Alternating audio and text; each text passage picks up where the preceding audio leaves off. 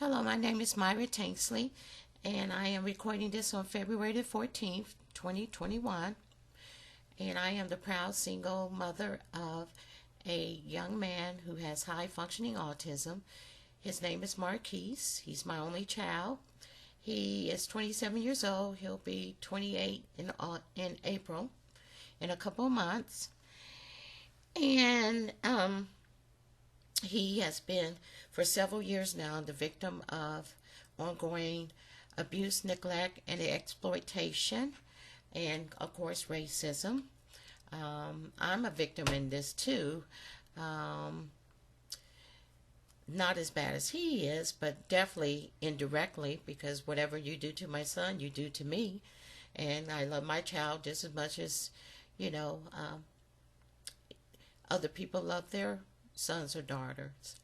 So, um, so what I've been doing is speaking out, and there's racism all over this, because my son is nothing but a black male with a disability to the people that are abusing him, neglecting him, and exploiting him for federal funds. And it's like, you know, he's being punished, not being able to have contact with me.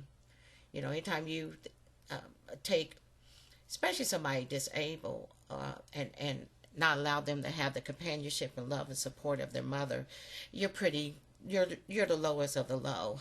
So it's like they punish him for being autistic, even though they trigger him a lot with the unfit, abusive um, staff that they have that barely can even say autism.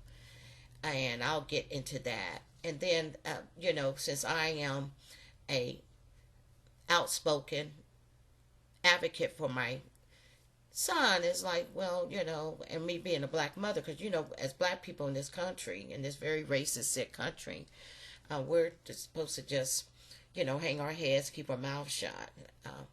The so-called uppity N word has always been a problem for racist white people. That would get you killed back in the days. And it still could, because to them, they're the master race. So they don't want black people. They don't like, I think, black people that might not have a lot of education, but they really are threatened and enraged by black people with intelligence, or that will speak up and speak out. And how dare me to even speak up and advocate for my son when he was being abused and neglected. And so that's one of the reasons why I don't believe they won't allow him to have contact with me. The primary reason is because, like I mentioned, my son is high functioning. He's able to tell me things, and they don't like him spilling the beans to me. And they know that I'm a whistleblowing mom. I have 4 pages on Facebook, and actually, you can, if you go to my name, Myra Tanksley, then you'll see the 4 links. And I joined Facebook mainly for that reason, to just kind of put some awareness out there. But I'm a Christian, if I didn't mention that. I'm also a RN. I've been RN for almost 35 years. I've worked in several hospitals. I first got my associate degree in nursing back in '86. Back then, we could only take the boards like twice a year. Took my boards in February '87, passed, got my license as an RN in March '87. Just recently went back and got my bachelor's or my BSN, and got it in May 2020, and graduated with high honors, or called Maldi, or whatever they call it. But anyway, so I've always, been a very, very, if you love your child, you're going to be very, very, very attentive. You're going to learn what you need to know. Because when he was first diagnosed with autism, he actually was in preschool. But I kind of was suspecting that he had it because he was in like a preschool with special needs students. And it was a wonderful school, Childhood League Center, and they're no longer around. But so because of my advocacy, he has not been allowed to see me in over 5 years. The last time he was allowed to visit with me, and you know I'm using the word allow for a reason, um, is because they have to allow him, just like he hasn't been allowed to call me in over 2 years, but he hasn't been allowed to visit with me since March the 15th, 2015. The last time I actually seen Marquis was through my own efforts. That was on July the 8th, 2015, and that was because he had told me that he would be going to counseling, and he had counseling ordered by the U.S. Department of Education after I filed a complaint with them. I filed a complaint with ODE, Ohio Department of Education, but they didn't do anything because, you know, when they're local like that, they all work together and you don't want them policing themselves and, you know, they all, you know, work in concert and stuff. So the U.S. Department of Education found that they were violating his civil rights because I filed a complaint because they were throwing my son over in a seclusion closet over there in the school. And this was Columbus city schools or Columbus public schools or school district and stuff. And so the Department of Education, the federal Department of Education went ahead and found fault and ordered that the school give him compensatory education and a year of counseling. And of course, because I am such a advocate for my son, they took my guardianship away from me because they don't want a loving mother or a loved one when you're out speaking out or you're involved and you see abuse and neglect and you're advocating for your loved one. It's better for them if they can remove a loved one like that from guardianship. That way they block you legally. If something happens, they don't have to get your permission or consent. They don't have to tell you about it. Like, I don't really know where my son is. I know where he was when I seen him in 2015. But I'm a Christian, and that's very important because I know that God knows, and God has promised me that he will take care of the situation's already taken care of. Because Marquis is, and that's my son's name if I didn't mention it, he's not going through what he's going through because he deserves it. He's actually a young man that has a developmental disability. He can't advocate for himself. He can't really make decisions for himself. But he's nothing to them. I mean, you know, when you got these racist white people who are in these positions throughout, and I say throughout the start of, the beginning of America. I mean, I don't want to say throughout history. I'm going to say it's all, racism has always been a part of American culture, American society. So, I mean, it's been there at the very beginning. And they have always had that perception of black people.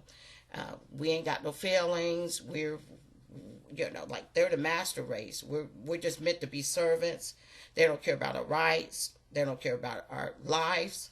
They don't care about our quality of life.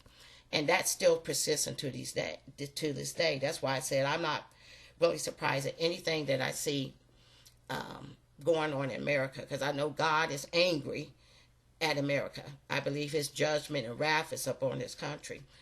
And the primary reason is for the persistent sin of systemic racism. This stuff been going on since the very start of the country.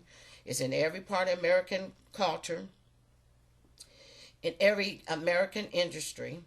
That's why I say, when you talk about all the suffering and the racist injustice, which includes racial hatred and deaths and racial crimes and racial sins done against black people, And you just don't look at the police and say, oh yeah, they do it, but racism is in every part of American culture.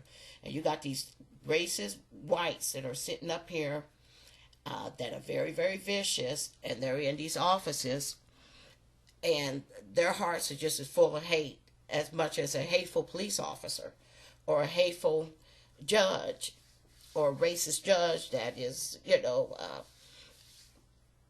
practicing racial inequality. Because it doesn't matter what part of the society that a racist hater or somebody that, is racist is in. If they have the opportunity to practice the racism or the hate they feel in their heart, they're going to do it.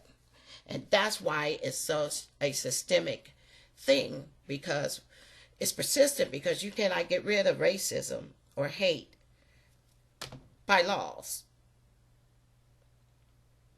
Jesus says it comes from the heart. Hate comes from the heart. And only he could change that heart that's full of deep, sick racism. It's very, very sick to be a racist when all you could do is, when you look at a person, all you see is their skin color. They could be a Mother Teresa, Martin Luther King, but you can't see that. It's such a sickness that you have in your heart, and it's called hate, that's all that you could see. You can't see the person's personality. You can't see anything else about them. All you see is their skin color. And that's the only thing you see. And what makes it even sicker is that when you see that, then you want to make them an animal or the N-word, or they got to be a criminal or something like that. So it's racism is a sick, sick thing. But you got a lot of vicious, white people that are racist, because it's fueled by hate. That's why, like the last time I made one of these audio videos, it never has videos on it, but I call them audio videos, was December 27th, 2020. And look at what has happened since then. And January the 6th, they said it'll go down in infamy, January 6th, 2021. But I'm not surprised. I said, because that's fueled by hate. That was a bunch of haters that, didn't want a president that was white like them, that they thought was like them, that was, said the things that they wanted to hear. It was just like an enraged lynch mob. They were lynching the U.S. Capitol. But that's your chicken come home to roost. When you have that racism and hate going on, and the racial disparity, the way they treated them versus the way they have treated Black Lives Matter protests and demonstrators, what do you expect? And God just let it come right back home to roost. And God will expose sin, and he put that out there for the whole world to see. The racial disparity, because everybody noticed it. Well, there's been Black Lives Matter, whether the protesters were white or black, or been black people, it would have never happened. They would never even got as far as the sidewalk.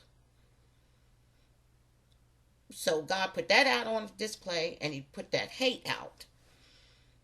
And then I said, they have the audacity to try to talk about black people. I said, but black people don't have a savage nature like that. I said, them people had all kind of hate symbols and signs, and then they got real nasty with it, and was tracking feces and all in the building and hanging, displaying. I think they even had a noose that they built out, and attacking and fighting like animals and attacking the police and all. I said, you didn't never see Black Lives Matter like that, but they don't have that nature. It's all about the nature. I said, you look at these lynchings, and we still have modern day lynchings, but you look at these lynchings, and if you read about them, how brutal they were to the victims. And I said, now you have to be inhumane and barbaric and a savage to do stuff like that. The but it's fueled by hate. So I said, these people got real terrible, deep, uh, sick hate in their heart. And the viciousness, the want to do that to somebody, which shows how you hate them, and then also want to watch it and bring your kids and stuff. I said, that's a very savage, inhumane nature. And like Jesus said, by their tree, you'll know them. I said, if somebody's vicious, if somebody's full of hate and stuff, they're going to be that way. It's going to come out. But white people find a way to practice racism. I don't give a darn if they're a police officer or if they're a clerk in a building or they're sitting up in an office someplace. And it's really bad if they are used to doing it and getting away with it. Or others around them in that office, or the management, or the president of the company turns their head and allows it to go on. And that's why you have systemic racism. Because none of those people have ever actually, I think, really thought about it. Because it's almost like the American way of life to them. Now, the baby's not born full of hate, but when they actually get here, the messages, it doesn't take a child to know for long after they have been to school, or the messages that they see in the society, or sometimes even in their family home. But it doesn't take them too long to know there's a disparity. And I know a lot of, because I've never met a intelligent racist, so I know there's a lot of ignorant racist people. And I say ignorant because they really don't know the differences or the meanings behind the word racism, racist, to be prejudiced, to be biased. They really, really don't know. And I know they don't know when they try to, put that off on Black Lives Matter. Because Black Lives Matter is a civil rights organization to me.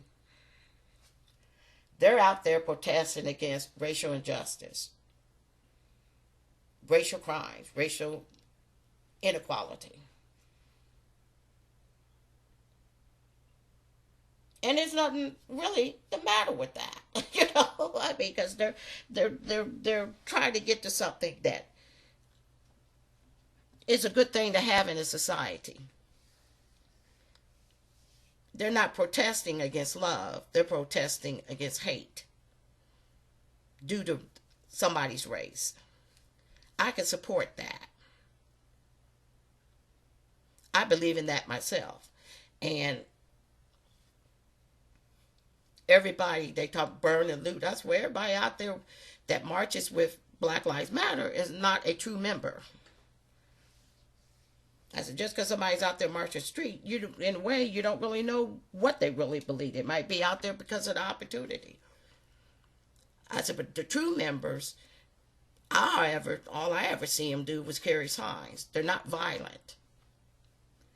Now, burn and loot. I said, well, so what? So somebody that probably isn't part of Black Lives Matter is going to take the opportunity and say, oh, well, we're going to go ahead and get us a TV.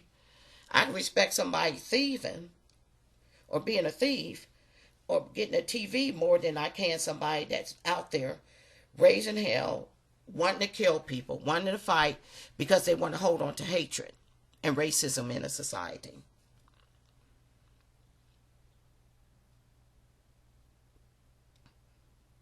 And like I said, God put all of that stuff on display.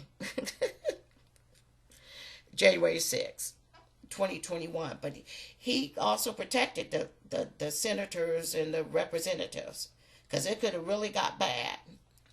But God could turn the thermostat down on things. He only let things get so far. But it put that hate out there and it put that racism out there. Because that been, like I said, Black Lives Matter protesters, or if that been black people, there have been a lot of dead bodies out there. And everybody knows it.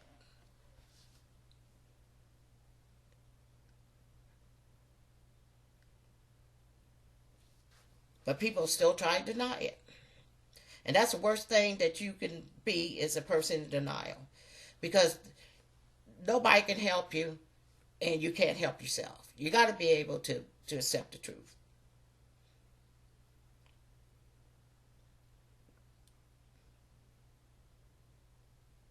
And there's a lot of people in denial in this country about racism, especially racist white people. But really, they really don't know what it means. Like I said, I've never seen an intelligent racist or heard an intelligent racist or whatever. I I actually believe there's no such thing.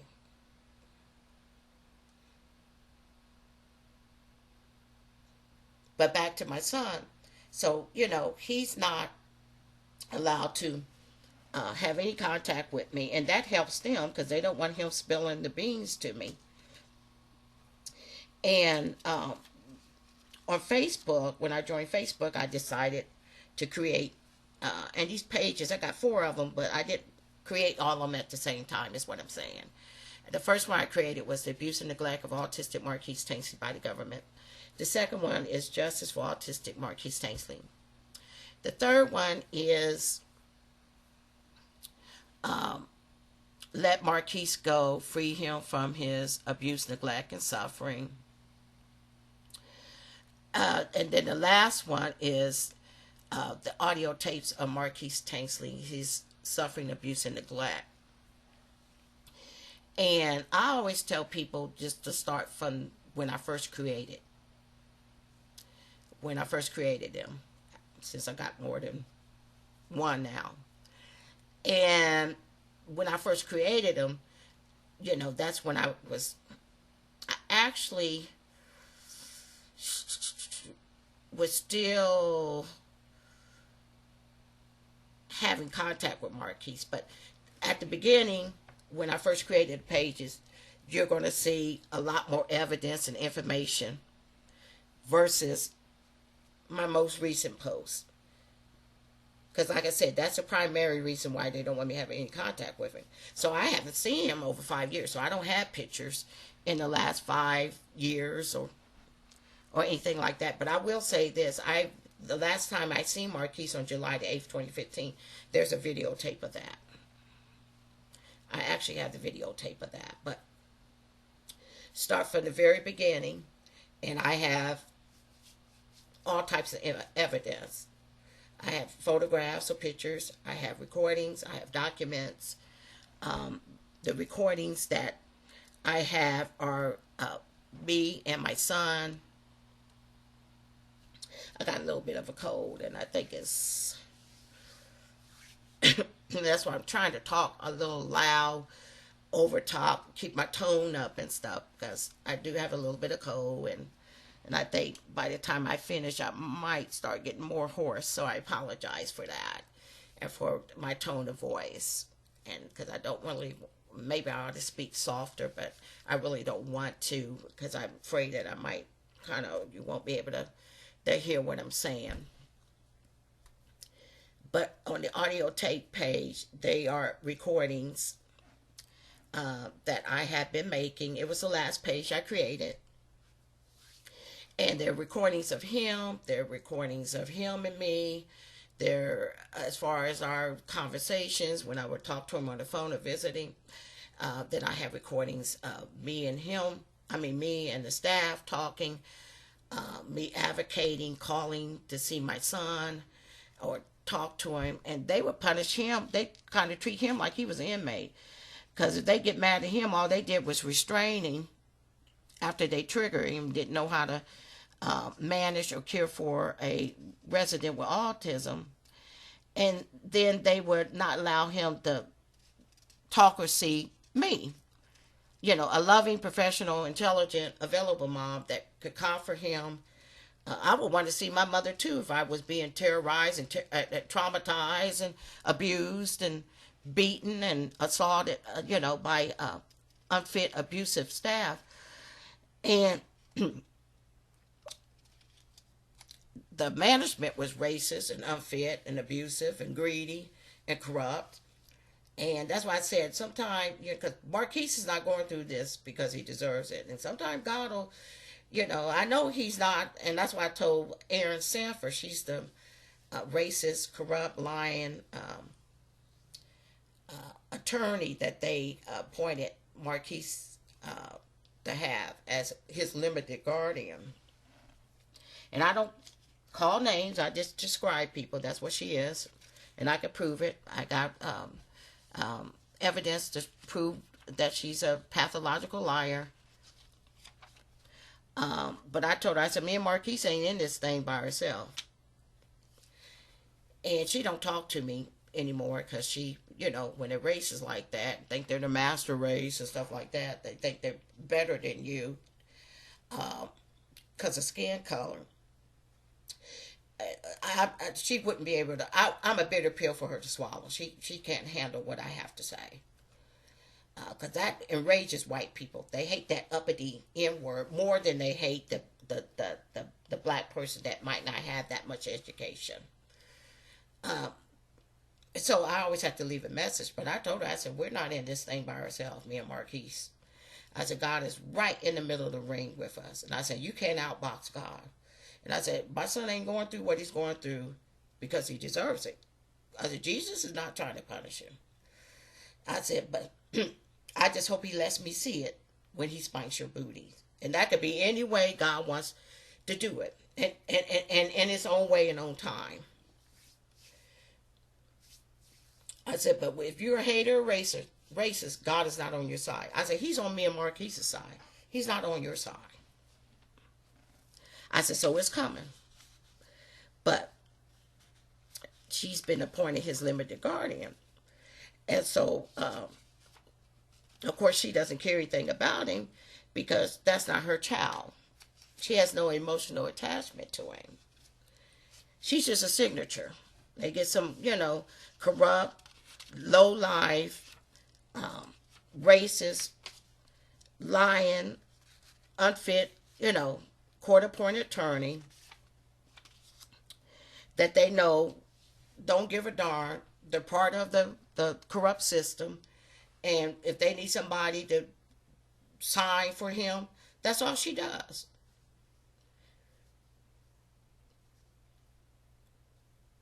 That's all she's needed for. And like I said, she wouldn't be able to talk to me or to look in my face and stuff because she wouldn't like what she heard or seen. So I don't talk to her. I kind of let her know every now and then that I'm still around. I leave a message in a voicemail. I said, because what do they expect black people to do? Which shows their nature because they think we animals. We ain't got no paternal or maternal or parental rights or feelings. We don't love. I said, I love my child just as much as they love whatever brats or what they got in their life. I love my son just as much. I said, well, I'm not going to walk away from my son. I ain't going to give up on him. I ain't going to give up on God. But like I said, that's what they would think. Of course, they ain't never had any respect for the black family. I said, when they separated, you remember how they would separate the slaves and their families and stuff, and they, and they have no respect. They sell off the kids and stuff, and the mothers and fathers be crying, the kids be crying and stuff. And I said, now that tells you about the nature of the person that's doing that. Because they used to make my son feel like he was a criminal or an animal or something. Because one time he said, I suck. I said, no, you don't suck. And he might have heard them say that to him because I never used the word suck. Because he couldn't understand why they were treating him like that. And why he couldn't be with his mother. And I guess when they would restrain him and stuff, he thought that, he was doing something wrong. I said, no. I said, it's not you. I said, it's the people you're working with. But I always have said this. I said, now, if you have to restrain somebody over and over and over again, and they got a disability, then it shows to me, and I don't think anybody can tell me any different, because I'm a truth seeker. I just don't like to sit up and talk a bunch of BS, because I don't. And that's why these people won't So, oh, we're going to go ahead and sue you for defamation and slander, because it ain't slander when it's true. And they can see these pages of mine just like the whole world can see it. And it's, like I said, it's full of evidence, especially that abuse and neglect page. It's full of documents, recordings, and photographs. And then the justice page got their documents on it that shows their corruption and incompetence. And an incompetence is about as bad as corruption, because I've seen God trip up my enemies throughout the years. I've seen him do that as he's seen fit. But that's why I always tell people go to the very beginning. And then the audio tape page is what I'm putting these recordings on, because I got a recording from February the 3rd, 4th, and 5th of 2013. And it was just me calling, because they would not let him see or talk to me when they had been restraining him. Or if he had injuries, because they know that he could tell me things. So I got those recordings, because that's what I've been doing. I've been making these audio recordings and then putting it on the audio tape page. But like I was saying, if you got somebody that's restraining, excuse me, a resident, then it shows that your staff is not properly trained. Not only are they abusive, but they're not properly trained in that disability, which is what I did my capstone on, because as a nurse, I've seen a lot of times doctors and nurses saying, the patient's MRDD. No, you need to know the specific disability so that you know how to interact with that patient or individual or resident, or, you need to know, because they're different. Autism is different from mental retardation. It's different from Down syndrome. And I always resented when I would offer information, not to doctors, but mostly nurses. Because, like, who's this, who she thinks she is, coming in here trying to tell us what to do or watching things and stuff. We're the master race. And that's why I said, if you're trash, you're trash. It don't make no difference whether you're an attorney or a nurse or a doctor or a social worker, whatever. Because I work with plenty of them, especially when they're racist. I said, because that's in their heart. I've seen nurses that they were so racist, I wonder why. Then I said, well, they're here for the paycheck. But, why in the world are you taking care of the people or different types of people? Knowing that you can't stand them. How could you stand to even be around them and stuff? I've seen it. Because like I said, I've been doing this for almost 35 years, so I've been around the block. I've seen a lot, and I worked a lot of different places. I ain't just been 30 years working at a doctor's office someplace. I've been to 7 different hospitals. And to this very day, I've seen the racism. At other people, and even in my life, to this very day, I see the racism. The racism still is happening. But that's another story. But, yeah, I'm trying to get my voice because I don't want to lose it and stuff. But that's what I basically had. But if you, like I said, if the person's having to be restrained all the time, then your staff is not able to work competently. They're not competent to manage that disability. Because I even when this happened, Marquis was at Columbus Developmental Center. And he went out into the community in March of 2015. But like I said, it's been over 5 years. I don't know where he is now.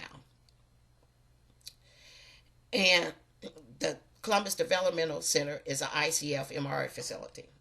That stands for Intermediate Care Facility for the Mentally Retarded.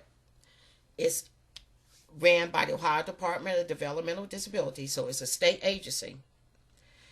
It's ran by them. It's operated by them. There's state employees over there. So when I would go over there, I would go over there and try to help, the staff and stuff. I even gave them a trigger list because I know that they're probably used to, and because my son should have never been committed over there because he's not moderately retarded.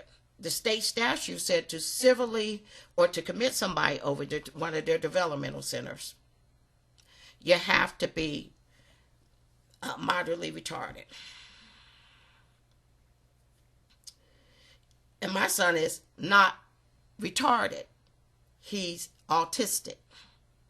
And he's high functioning. He has high functioning autism. So he should never have been there in the first place. And one of their psychologists wrote that. And then he left. But he lied in court. Because they kept him over there. They kept my son over there. And kept renewing, even though he had been abused earlier, and I had told him about, it's just so much. It would take me all day to talk about it. But the big thing is that I can prove it. I'm an evidence girl. I got all the documents, the recordings, and the pictures. But when you have to keep restraining a resident, you don't know how. Your staff is incompetent and abusive. Probably got a lot to do with abuse. Because they would trigger him morning, noon, and night. Because he would tell me about the noise. It was too noisy. They didn't know how to approach him. Because you can't rush up on an autistic person because of the sensory. I mean, they didn't have a clue. Because mentally retarded people are different from people that have autism. They're two different disabilities. And like the nurses would resent me, especially over at OSU Harding, and they put a cut on my son's eye. And that's on, you can find that on the, I want to say the justice page. It might be on the abuse and neglect page too. When they were restraining him and was restraining him the wrong way and stuff. Didn't have a clue. Didn't have a clue. And they hate to see me coming around because they don't want you coming around to see things, especially when they're abusing them and neglecting them. But over there at Columbus Developmental Center, or CDC, ain't nobody over there know anything about autism or how to work with or interact with, my son.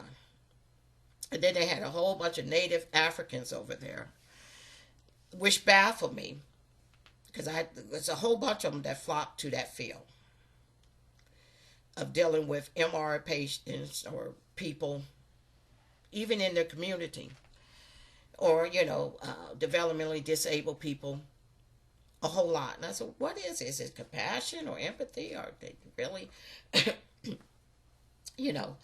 that caring? And it's not. I finally figured it out, because they hated my guts when I came around too, because they didn't want me to see things. And I finally figured out, I said, well, they know they can't speak clear English, so they probably say, they're retarded or autistic. They can't understand us anyway. Because I couldn't even understand them. There's a big language barrier there. And I don't think it's just speaking it. I think it's understanding it. And I said, why in the world would they hire, I said, you can't even understand them. I said, shouldn't these people with disabilities, developmental disabilities, have staff that can communicate with them effectively? I mean, can you at least give them that too? Besides, I thought that was abusive and stuff. I said, because I can't even understand. I said, I know these, my son and them can't understand them because they had real thick accents. And like I said, then there was the language barrier too. But there was a whole bunch of them. And they hated my guts too. Because like I said, they didn't want me coming around and stuff. I said, what, I'm supposed to stay at home? Or what, I'm not supposed to care about my son or think about what, because they were a reflection of them white people. That's all they were. And they still are, because you'll see there's no relationship between African Americans and Native Africans. But that's a new tape, But like I said, I'm a victim in this thing as a mother who loves my child. And when they would get mad at him, his punishment was to get restrained and not to get to see or talk to his mother. And this would go on for days and days too. And like I said, February the 1st, they were restraining him all day long. February the 2nd, they wouldn't let me see or talk to him. February 3rd, 4th, and 5th, they wouldn't let me see or talk to him and stuff. They would do that to punish him and not allow him to have the comfort of his mother and the love and support of his mother. But then they were doing it to stop me from being able to see things or for my son to tell me things. And I still think there's some retaliation trying to go on. But I have to warn people, I said, because I've seen God really, at least, I know he does it for other Christians. I said, but you got to be cautious when you mess with a Christian, because you'll find yourself in a ring with God, and you can't outbox God. Because God tells us to step back and let him handle it. And I've seen him trip people up. When you're hating on a Christian, you know, it's just like when they did what they did with Ahmaud Arbery, that trash down in Georgia, it's like they did it to themselves. And God had the time when he was going to deal with them, because they thought they were going to get away with it, you know. And God had the date and the time, because that's an important thing people should remember. Even us Christians, that God has his own appointed time and his own way when he does things. And just because something ain't happened don't mean it's not going to happen. And Jesus warns people about when you mess with the least. And I'm not calling Ahmaud the least. I'm not calling my son the least. Because the least doesn't mean that the person is inferior to you. It might mean they're not in the same situation you're in. Due to racism, they might be poor. Or they, might be in poverty, or they don't have the same type of opportunities or access, or like my son, he can't advocate for himself. It doesn't mean that they're inferior to you. But Jesus said, what you have done to the least, you've done it to me. It offends God when you mistreat other people, and he's going to hold people accountable for it. That's the reason why I think America is under such severe judgment. Because of the persistent and the primary sin, not the only sin, but that this sin has been around since the very beginning of America, of systemic racism, because it goes against the second greatest commandment of loving your neighbor as yourself. And God said you can't love him if you hate your brother. That's Bible. First John says, well, you can't say, how can you say you love God who you have not seen, hate your brother who you have seen?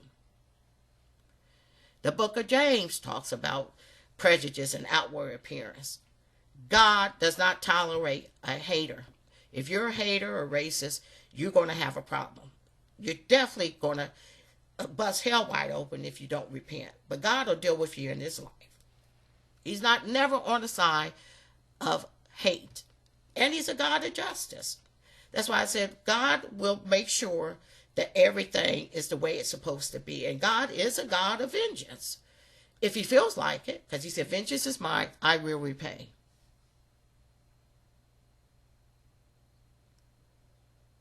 Nobody fools God. Nobody can outbox God. Nobody can stop or top God. Like Trump, I'm not surprised he booted him out of office. Because God hates pride. And Trump is very arrogant or full of pride. He hates injustice and racism. He hates a liar. He hates people that think they're, unstoppable and they're real prideful and they think that they're invincible and, are powerful and all that kind of stuff. All that offends God. Only God is unstoppable and invincible. And you got sick people worshiping that man like he was God or something. But God is a God of justice. And he will deal with people in their own way, in their own time. You ain't got to bust hell wide open for him to do it. He'll do it in this life. But like I said, I'm a victim in this thing. I said, because, like I said, they have always blamed me or my son, and sometimes both of us, for when he had, behaviors. Because especially when he became a teenager, the hormones that, in puberty and stuff, it really made him become more aggressive at times. I was blamed for that. I said, so when the white families that have, whatever age group, it could be small children or kids or teenagers or young or whatever, whoever's autistic in that family, when they would have meltdowns, because that's what the autism community calls it, and they're very racist too, but that's another thing. I don't have enough time to go into that, but they are. Because I went to the pages, didn't get nothing, no support, no nothing. They seen the black picture of my son on there. But anyway, so when they would have meltdowns, which is verbal and or physical aggression, and they're living at home with their parents having these meltdowns, I doubt you're telling these white mothers and white fathers that they escalate their son or daughter with autism. I know you're not telling them that. But the black mother, yeah, the black mother, the unfit black mother, So, I would hear that. And I said, well, when I come over there to see my son, y'all have him so upset and traumatized and terrorized. Cause I find my son, he would be hidden up under a blanket, trying to filter out the noise and environment or the staff. He would be so upset. He would tell me when I walk in there, he'd just start blurting out things. I said, he's venting to me, not because of me, idiots. And if you treated my son like a human being, maybe you wouldn't be saying what he was saying to me. Because they would never pay no attention to him. He was nothing, And they treat him like he's nothing. Just like they don't think black people are anything. Because you treat a person the way you think they're worth. But if they could hear what he was saying to me, because he would be telling me how, noisy it was, and people were assaulting him and hitting him, and what he had heard people saying. Then, of course, he adores me, so he would tell me how much he missed me and beg me to get him out of there. He'd say, I want to leave, and how much he loved me and missed me and stuff. And I said, if y'all treated him like a human being, then maybe he wouldn't have to tell his mother that.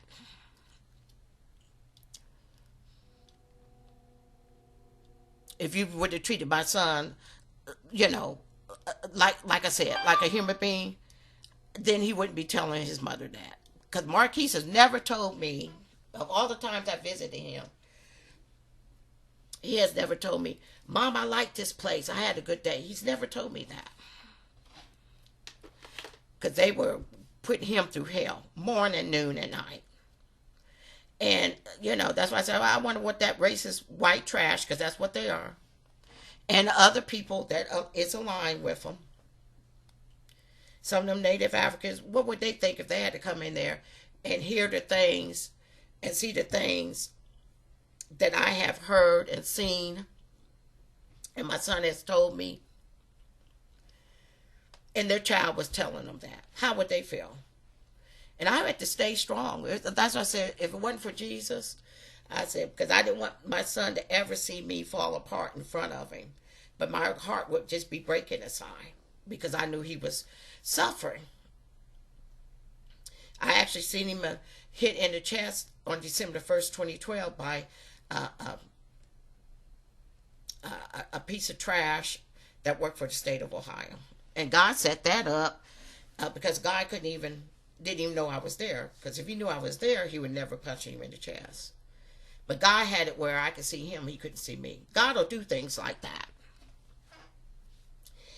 And I'd try to file a complaint with the State of Highway Patrol, who had jurisdiction, and they wouldn't take a report from me. All on tape. But that's why I said, I don't have no respect for this country. We all seen the lynch mob lynching the U.S. Capitol. I said, well, that's what happens when you're full of racism and hate. How about that? The chickens come home to roost. And I said, but you'll never see me honoring or respecting this country. I said, because my son ain't got no life, liberty, and the pursuit of happiness, and he sure ain't had no justice. I said, he can't see his own mother. And I said, I'm not as bad as my son, but I can't even see my own child. I said, I don't know. I said, they can take the flag and stick it where the sun don't shine. And that's in a nice way that I'm saying that and stuff. I said, because I'm all about reality. I'm not all about the symbols, and the flag is a symbol, or we hold these truths to be self-evident that all men are created equal. And here my son is disabled, just the smartest and sweetest young man you ever want to know, and he can't even see his own mother. I said, no. I said, that's the reason why we say Black Lives Matter, because in reality it doesn't. We know all lives matter, and you can see that with the other races. You can see that with the white privilege, but you can't see that when you're shooting black men down here like they're animals, and shooting them in their back after they're turned their backs, and you're shooting them in the back for 7 times or 5 or 6 times. They're trying to go in their house. That's not their lives mattering. And it's funny, it's happened to a certain race all the time. So, Black Lives Matter. So what I'm going to do is go ahead and play this real quick, because I only got 60 minutes. And it's from February the 3rd, 4th, and 5th, and at Columbus Developmental Center. And on February 3rd, I asked to see and talk to my son. And then I asked for a daily report, since they didn't let me see him the day before. They didn't let me see him on February the 1st, 2013. He was being restrained all the time. And then on February 4th, I called him. Because I called him on February 3rd. You'll hear that. And I asked for a daily report. I called him on February the 4th. I wasn't able to see or talk to him. And I asked, because I bring stuff up there for my son, and I was bringing fruit water, and I wanted to make sure he had enough fruit water. But I know staff would go in there, steal it, and drink it and stuff, just like they were stealing all his clothes and stuff. I could prove all that. On February 5th, and this was back in 2013, I wasn't able to see or talk to Marquis either. So I'm going to let you hear this before I run out of time. So here we go. And I can rest my voice a little bit. Yes, this is Myra Tainsley. I wanted to know if I can see or talk to Marquis today. I don't think that nothing has changed. Okay. What about, is anybody going to start really getting me a daily report on him? I don't know, Myra. I can send a note to Mr. Snow and the people involved up front. Okay. Yeah. I document it. Right. I'm going to document your call at 118 and send a note up front that you would like a daily report. Well, yeah, because I'm very concerned about, him being restrained and the kind of staff that's working with him and the different staff that's working there because of the abusive staff that they do have there at CDC. Seen that with my own eyes. So I'm very worried and very scared for my son. So how has he been doing today? We haven't heard a thing. He's just having a good day. Okay, then. Listen, Myra, I am going to, I promise you, document this at 118 and then send an email up front that you would at least like a daily or every other day. How's he doing? Well, I prefer that I be able to see and talk to my son every day. I know. I prefer and stuff, but I will just keep calling to see. That's what I do, Myra. I make sure and document this for you. Well, you can document that, I'm very, very concerned about my son's well-being and safety and security of the things that I already have witnessed and know.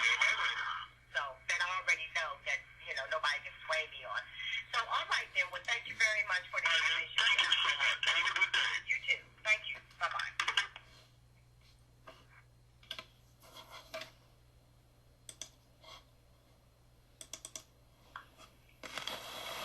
Hello? Columbus Developmental Center, this is Matt. Yeah, this is Myra Tainsley.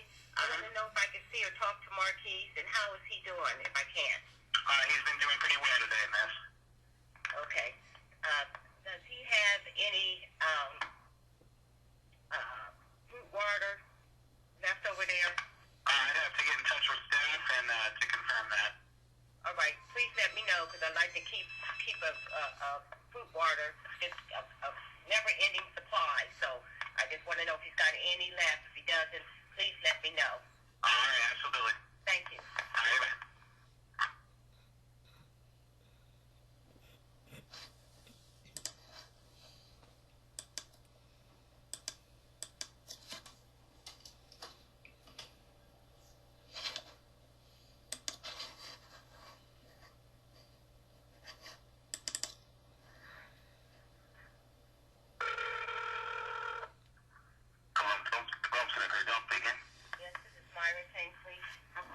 see if I can see or talk to my son today.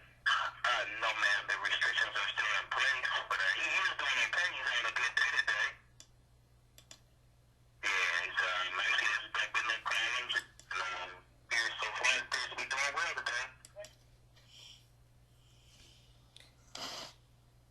Okay, so there you have it. And you can see the restrictions are still in place. And they're abusing and neglecting him and would punish him by not allowing him to be able to talk to and receive comfort from his mother and love and support. And it was like they would punish him. Like, well, I said, he's not no inmate. What is he in solitary confinement or something like that? And then, of course, they were mad at me for even caring enough. And so that's why they would prevent contact. So they were doing this stuff. Now, I wasn't abusing and neglecting him and restraining him. But they would punish my son and not allow him to have the comfort and support of his mother. And then I had asked him, because that was from February 3rd, 4th, and 5th of 2013, that if I couldn't see him or talk to him, then I want them to let me know. And he didn't let me know what was going on with Marquis on February 4th. And then February 3rd, I asked for a daily report. I'm going like, I just don't get it. I said, I know they think we second-class citizens. I said, but I'm not just going to just, say, oh, well, and walk away from my son. I said, I love my child just as much as they love whatever they got in their life. But like I said, that's how much, when you hate somebody like that, you always try to turn them into something that you want them to be. They refuse to see your humanity because they always try to dehumanize black people. You ain't human. You can't be mothers and fathers. You ain't got no right to life. You ain't got no right to, And that's why I said all this stuff offends God. I said, because Marquis ain't had no kind of rights. I mean, his civil rights have been trampled on, his constitutional rights, his human rights, his God-given rights. And like I said, some of mine too, but not as bad as his. And I said, no, I love my child. I love my child. But vengeance belongs to God. I just hope he lets me see it. Just like he let me see what he did to that very arrogant, racist Jewish lawyer that he fell out at home. And Lord made me find out about it by getting a newspaper. Because all of a sudden, something turned me around. I don't get the newspaper. This was back in 2014. And the Lord made me turn around in Walmart and get that newspaper. Opened it up, went to the obituaries. There was that man's name down there. God took him off this planet for being so evil. But people need to read the Bible. First, they need to be saved. But read the Bible and see how God feels about sin and how he does things. But Marquis, I love you. I got to get ready and get off of here. I love you. I miss you. Happy Valentine's Day. I'm looking forward to God bringing you back home in his own way and own time. You haven't done nothing wrong. You don't suck. God can use you and use me just like he used anybody else that he feels fit to use. He's going to use you in a mighty way. You're not going through what you're going through because you deserve it. God is proud of you. I'm proud of you. I'm honored to be your mother. I'm looking forward to you being back home because you're going to live the life God has for you to live. Your life is in his hand. Your destiny is in his hands. And he'll show the whole world in his own way and own time. Well, that's it for now. I have to get off, and my voice is going. So thank you for listening, and Jesus is Lord.